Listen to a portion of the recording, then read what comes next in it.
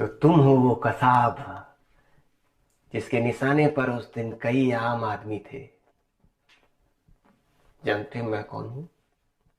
मैं एक आम हिंदुस्तानी हूं और बहुत मुश्किल से मुझे तुमसे मिलने का मौका दिया गया है।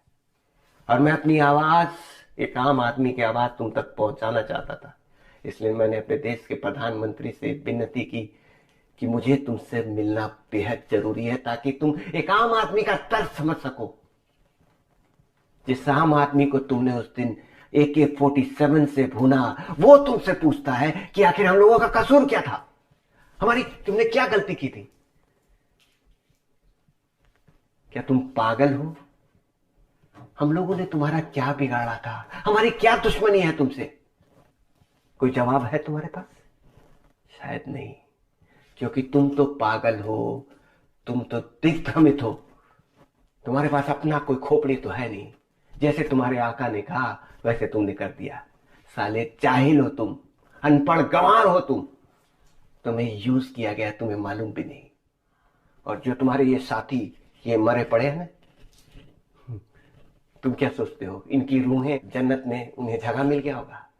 अरे जन्नत तो छोड़ो, जहन्नुम का दरवाजा भी इन्होंने खोला होगा ना, तो वहां बैठे शैतान ने इनकी गांड में लात मार कर भगा दिया होगा। साले, अब तुमसे गंदा तो तुम्हारा आका है। तुमने क्या कहा था? तुम्हारी आंखों में अलग नूर आ गई थी जब तुम्हारे आकाओं ने तुम्हें इस काम के लिए चुना। वाह तुम्हारा आका और वाह तुम। साले दोनों में से बड़े पागल कौन हो मुझे पता नहीं।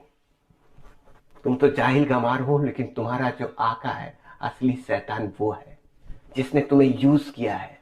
शायद चंद रुपए दे दिए होंगे तुम्हें, और तुम्हें ये भ्रम दे दिया कि तुम मर गए तो तुम शहीद हो जाओगे। अरे तुम्हारे देश ने तुम्हें दफनाने के लिए 2 गज जमीन भी नहीं दी। तुम कितने बड़े पागल हो, कितने जाहिल हो, शायद तुम्हें इसका एहसास भी नहीं है। बहुत बुरा किया तुमने, बहुत बुरा किया।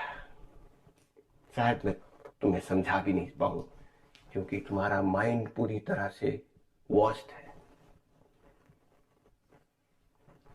पता नहीं, लेकिन अगर मेरी बात तुम्हें जरा भी समझ में आ रही है तो बंद करो हैवानियत का ये खेल। तुम ये सब करके ना सिर्फ अपने कौम का बल्कि पूरी मानव जाति का बेइज्जती कर रहे हो।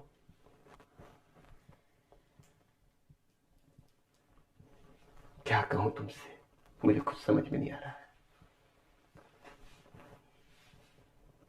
है। एक बात मैं जरूर कहना चाहूंगा, जो तुम कहते हो ना कि तुम इस्लाम के हो, तुम मुसलमान हो। मुसलमान का मतलब भी समझते हो? मुसल्लम ईमान, जिसका ईमान मुसल्लम होता वो होता मुसलमान। लेकिन तुम लोगों ने इस्लाम का गलत तरीके से उसे अपने हिसाब से मोल्ड कर लिया और उसका गलत यूज करके इंसानियत को तुमने कलंकित कर दिया है। अब भी सुधर जाओ, अब भी सुधर जाओ, नहीं तो खत्म हो जाओगे। अब भी सुधर जाओ। ये मैं तुमसे नहीं, तुम्हारे आकाओं से भी कह रहा हूं। बहुत गलत कर रहे हो तुम लोग। बस मुझे जो कहना था कह दिया। अगर तुम्हें समझ में आए तो अच्छा है, ना समझ में आए तो पकड़ में जाओ तुम लोग सालों।